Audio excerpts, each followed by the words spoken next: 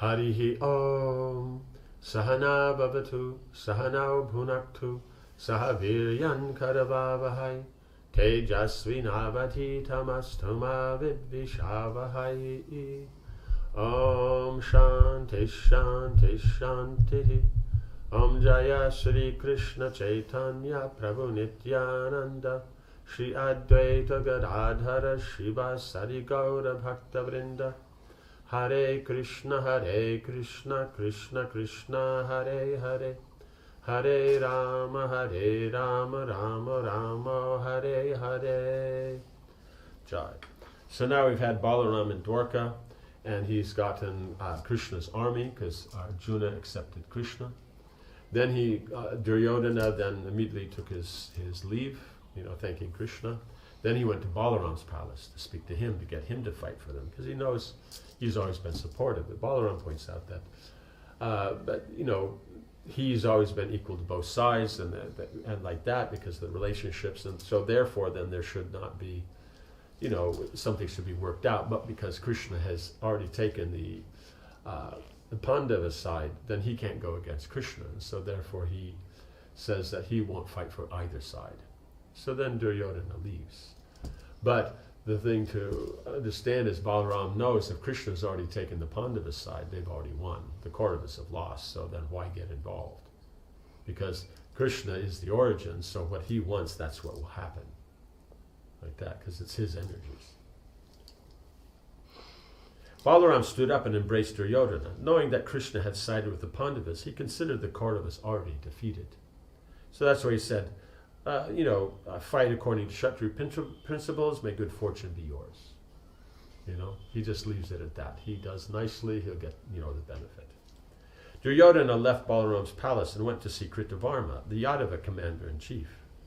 So this is the Yadava commander-in-chief. He's already gotten the army, but now he wants the commander-in-chief. So he's not just satisfied with that. He just has to get everybody he can.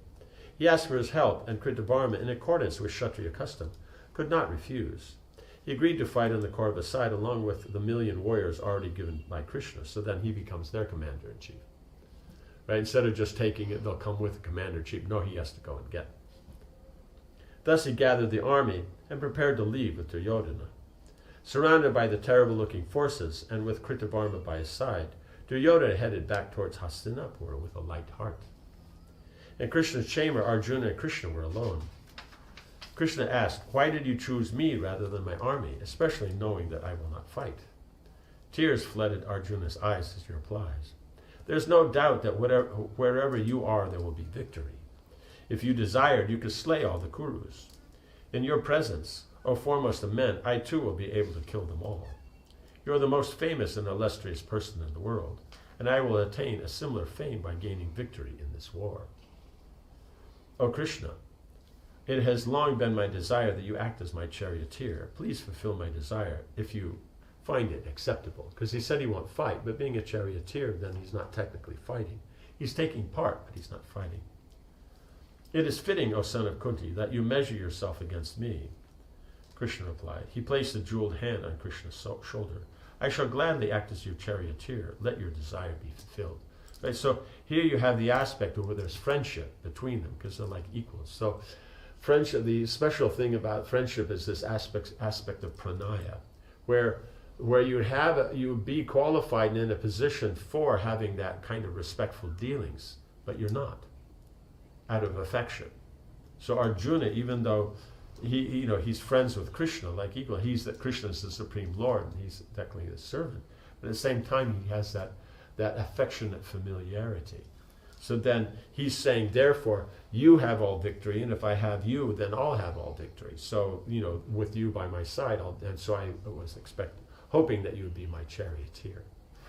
Like that. He says, this is a long desire, it's been there. Because Krishna was the charioteer when he fought in the Khandava forest also. So the two of them together, because Nara and Narayan, they're always together, right? They fight together, they do everything together. They sit in Badarik ashram and in the ashram together. So here, then it's natural then they would be together in this fight. The two friends spent some time together in Dwarka and then prepared to leave. Surrounded by many Yadava chiefs and warriors, they set off for Virat. So then others came for fighting on with the side with Krishna. So he wanted Balaram. He was hoping he would, head up things. He needed someone to commander in chief. So then he got the Kritavarma, and then that went with Duryodhana, and he went back with that army. And so now you have then because he left, he was happy with that. He figured he did well, so he's not worried about anybody else. But whoever's left, they're all coming with Krishna and Arjuna. King Shalya of Madras received news about the impending war. As the mother of Pandu's second wife, Madri, he wanted to assist his nephews, the Pandavas. He had already formed a strong friendship with Yudhishthira, and he longed to see him again, right? So here they have a very specific relationship, so they're going to act in that way. But other kings, when they come, they may not. They just, whoever comes first. So then, since he's there, he's already decided, I'm going there. If they haven't decided, then who comes first? But he's decided, I'm going, right? Taking his army, he had left the city to go to Virat. While traveling, Shalya's army occupied an area of 4 square miles. With their flashing armor and bright pennants, they appeared like a moving sea covered with gems. They traveled in his slow marches towards Virat, shaking the earth and sending up massive clouds of dust. Hearing that the Madras army was on the move, Duryodhana then arranged a regal reception for them along the way. He had palaces erected in charming spots, well decorated with gems. The Kauravas sent artists for their entertainment and had the best of food and drink laid out for the entire army. Artificial lakes adorned with lotuses and fountains were constructed with fine seats arranged around them. As Shalya approached these places, he was greeted by thousands of Brahmins, who received him with worship and adoration. He was shown to a palace that would have been suitable for the gods. Greeted with honors befitting Indra, Shalya was pleased, thinking too highly of himself and too little of the king of the gods. Assuming that Yudhishthira had made all the arrangements, he asked his servants, "Where are Yudhishthira's men? Fetch them, for I would like to reward them." The servants looked surprised. They went to Duryodhana, who had remained concealed from Shalya, and informed him of everything. When Shalya had become so pleased that he was ready to give away even his life, Duryodhana revealed himself, bowing before his maternal uncle. The Kaurava prince said, "You are welcome. Please instruct me what else I can do for you." It was Shalya's turn to be surprised. He embraced Duryodhana and replied, "I am satisfied by your reception. Ask for me what you may desire," right? Because he's been coming and he's been taken care of and made so much nice arrangement for him.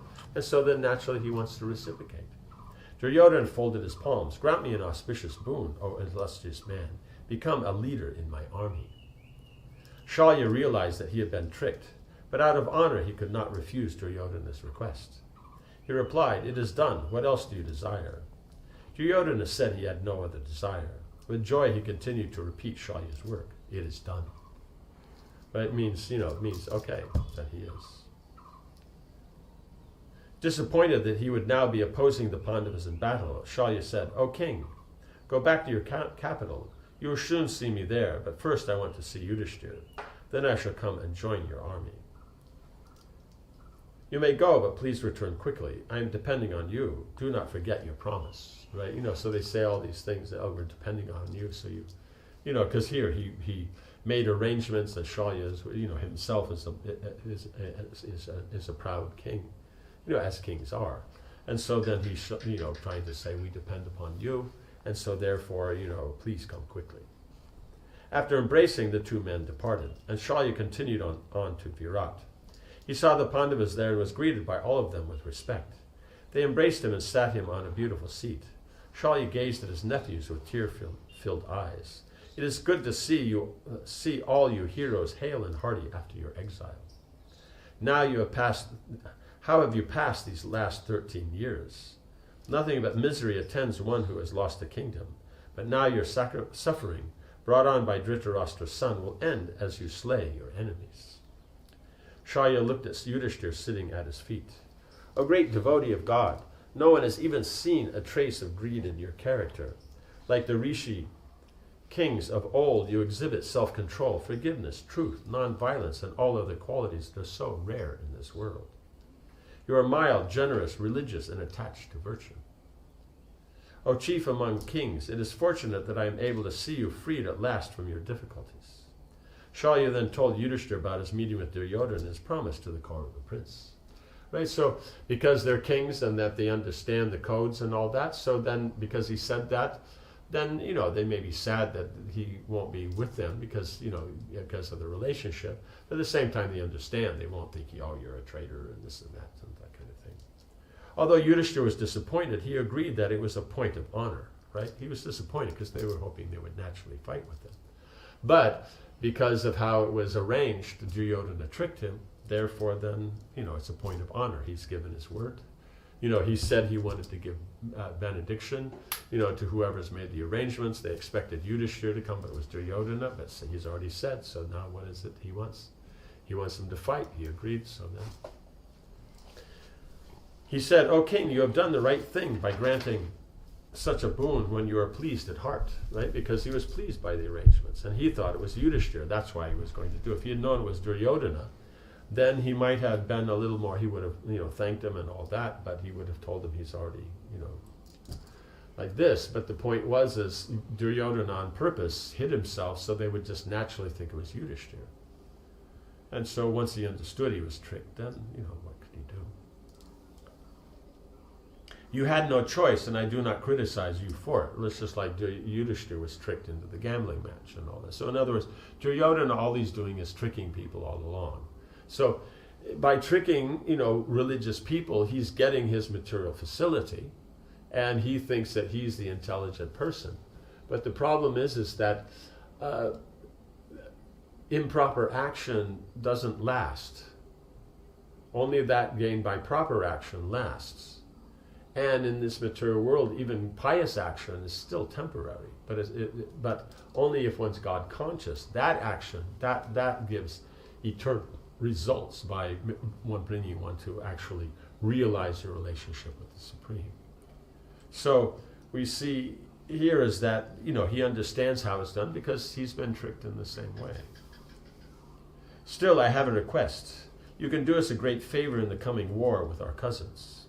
It is well known that you are a charioteer without equal in this world. I have no doubt that when the final battle takes place between Arjuna and Karna, you will be asked to drive Karna's chariot. At that time, you should do whatever you can to discourage Karna and take away his energy to fight. Although it is improper to ask this of you, O hero, still I ask it out of fear of the Suta's son. We must, by any and all means, defeat that evil-minded one, right? Because Arjuna has Krishna as the chariot driver, and he says, how do you say, right, without equal in this world. But Krishna is the chariot driver without equal in the cosmos. But on earth, then we see is Shalya is the best. So then they'll naturally want him to be the chariot driver for Karna, when Karna fights with Arjuna. Now, of course, we've seen that Karna's been beaten, twice in one day at Virat before, and then previously the Gandharvas defeated it, and then Arjuna defeated them. So we can see is Arjuna is the superior warrior, but Karna is a great, is a great warrior. And during battles, you can't always tell how things will go. Sometimes the weaker person becomes victorious, So you want to be very, very careful about that. So it's not just because you're the stronger or the better one that you always win. Generally speaking, you would, but sometimes it doesn't. So Yudhishthira is worried that we want to make sure from all sides. Shalya felt pleased that, although he'd been forced into fighting for Duryodhana, there was still something he could do for Yudhishthira. Right? Because otherwise, then it would have been just he goes and then he'll do his best on that side. But he's saying you do what you can to kind of reduce his spirit, like that. The news of the Pandavas' exile had greatly upset him. It was outrageous that the Kurus had allowed such a thing to happen. His brother-in-law Pandu would have been mortified if he had been alive. How could the Kurus expect any good fortune when they injured men of the Pandavas' caliber, and especially when they insulted a woman like Draupadi? Like, they can't get anything. It's just a matter of time before something gives fruit. So this war, and in 18 days, everybody that they know is destroyed, including Duryodhana, all his brothers. That's the fruit of having injured the Pandavas and insulted their wife. But all they're looking at is, we did it, we're living good, so maybe fate's on our side. They don't know that sometimes, because you plant a seed, it grows into a plant, and because it's very, serious, it may take longer to grow, but when it grows, the fruit will be complete. In any case, wherever the fruit comes, it will be balanced. Shalya said, I will surely do as you ask, O noble-minded one. I do not doubt that Duryodhana will have me drive Karna's chariot. At that time I will speak words calculated to deprive him of energy, right? Because the Kshatriyas know, especially these great, stalwarts like Shalya, Drupad, and they all know what encourages, what words encourage and speak, because they run kingdoms, they run armies, they've been in battles, so they know how to inspire the warriors. So he'll also then therefore know what will make them feel bad, right? O king, all the miseries you have endured at Duryodhana and Karna's hand will soon give rise to your happiness. Right? Because you've suffered through this, then it'll naturally reverse. This is the way of the world, right? If there's good, it will go bad. If there's bad, it'll go good. So the only way to actually solve it is by God consciousness. Get out of the cycle of samsara and go back to Godhead. So he's just saying this is the way of the world. O hero, do not blame yourself. Everything is under the control of supreme destiny. It is the Lord's arrangement only that great personalities like you suffer difficulties, right? Because otherwise they do nothing to cause that. So therefore the Supreme may bring that about to show the example. You could say, oh, but why do you do that? It's like, what other book is being read 5,000 years later? Or like the Ramayana, wrote millions of years ago, and it's still being read, right? It's like that. So, like that. All the great books, you always see that the hero, there's some element of there, and then there's some difficulty, and then that difficulty is overcome, and then the glorious position is achieved. So these are the stories that last. And so, of all wars, the Ramayana and the Mahabharata, these are the greatest wars that have ever been. And so people today are still hearing them. So one can complain all one wants, but hey, that's why you're reading it. Right? Even the gods are sometimes obliged to suffer. I have heard that Indra has had to endure much misery along with his queen. Yudhishthira asked Shalya to tell the story of Indra and how he had suffered. The Madras king recited the history in detail. Shalya was well known for his wisdom and knowledge. And even the Brahmins came forward to hear him speak. So when he spoke, the Brahmins came, because otherwise they know all these stories, but when he spoke, he'll speak with a particular wisdom, and realization that's there of its practical application. So they'll come forward to sit here. After speaking with the Pandavas for hours, it was time for Shalya to depart. Yudhishthira again worshipped him with due honor and reminded him of his promise. Assuring Yudhishthira that he would do whatever he could to assist him, Shalya bid the Pandavas farewell and made his way to Hastinapur. After Shalya's departure, Satyaki returned from Dwarka. He brought with him a huge army consisting of chariots, horsemen, elephants, and infantry. Bearing battle axes, swords, spears, lances, mallets, clubs, maces, and bows of all sorts. The army appeared like clouds with lightning, a full Akshauhini in number. It merged with Yudhishthira's forces like a river entering the sea. So already there's so many armies there, and then they come in and then just become part of this. One after another, different kings came to Yudhishthira's side. Drishtaketu, the king of the Chedis, came with another Akshauhini division, as did the king of Magadha, Jayatsena. The two kings, Pandya and Virat, also each supplied an Akshauhini of powerful warriors. Finally, Drupad brought his army, assembled from various countries, and led by his two sons, which amounted to 2 full Akshauhinis. Within only a few months, 7 Akshauhinis stood ready at Virat's to fight for the Pandavas. So he got 7 together. In Hastinapur, various other kings were coming to assist Duryodhana. They amassed 11 Akshauhinis. Right, so we see here Shalya and his warriors, how big they are. That may have been an Akshauhini. So then that would have been 8 and 10. but because of the trick, now it was 11 and 7. The soldiers, and also then you have the warriors from Dwarka, like that. The soldiers crowded Hastinapur and its surrounding regions, so there was hardly any free space anywhere. Duryodhana had arranged for a vast army of Vaishyas and Shudras, greater in number than even the warriors themselves, to ensure that the soldiers received sufficient care while they awaited the order to march into battle. Right? So all these others are taking care of all them. So this, is again, it's like an army of them. It's just so many. They're taking care of all these armies. All that remained to be done was to meet with the Pandavas or their emissaries. If no agreement could be reached, and Duryodhana planned for no agreements, then war would begin. The Kurus, informed that a messenger was on his way, waited.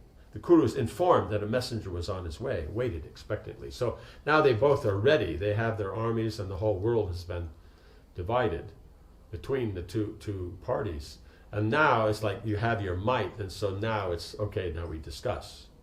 That would be always the thing. There's going to be a war. There's a final thing if there could be a discussion, because war, it's always better to not have war, because in war you never know how it'll go, and in war there's so much loss. And so it's never your first choice.